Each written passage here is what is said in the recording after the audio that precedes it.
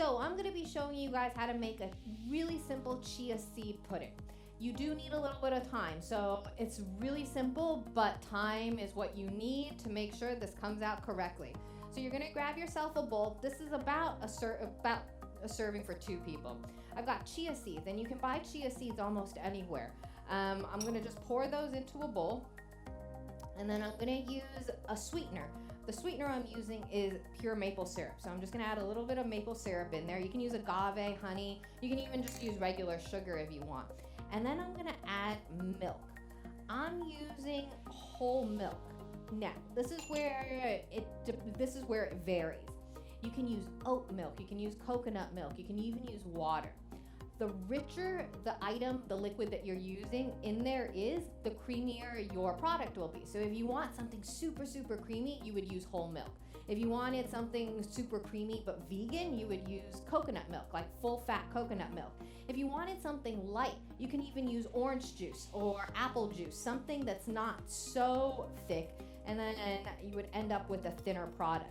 So as you can tell, it is just like water or like milk with little seeds inside right now. It'll take about 2 hours at the very, very least. Overnight is always going to be your best bet. So I'm going to let that sit, and I'm going to show you what ends up happening, because I do have some ready to show you. Now we're going to garnish this with a little bit of fruit. So I've got some blueberries ready to go. I've got some mint just to make it look pretty, and then I have strawberries.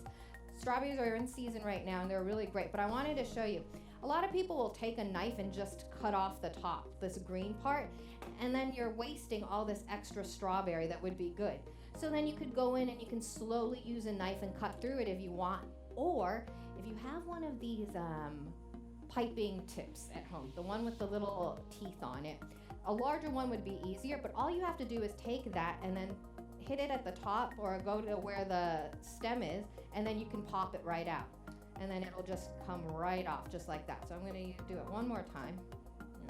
You just have to pop it back out.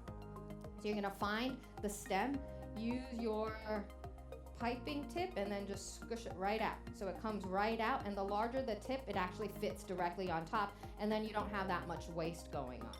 So I'm going to take my strawberries, and I'm going to dice them up.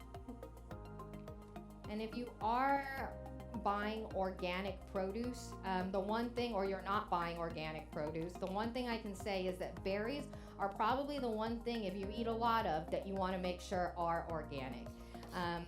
They do tend to carry a lot of the pesticides more if you don't. So it's just a rough chop depending on what you want. And then we're going to serve this on top of our pudding.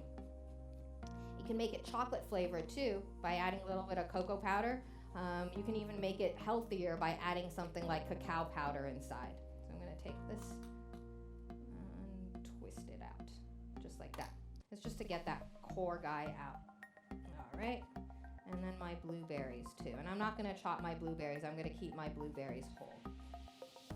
And then that's it.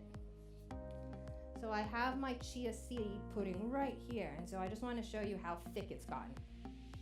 So if you think this is too thick, go ahead and add more liquid into it. But if you look, what ends up happening is each of those little chia seeds is absorbing that liquid, and then it coats it almost. It almost looks like tapioca.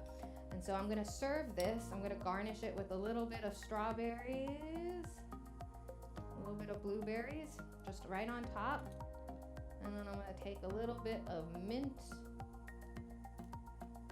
put it right there, and you've got breakfast ready to go.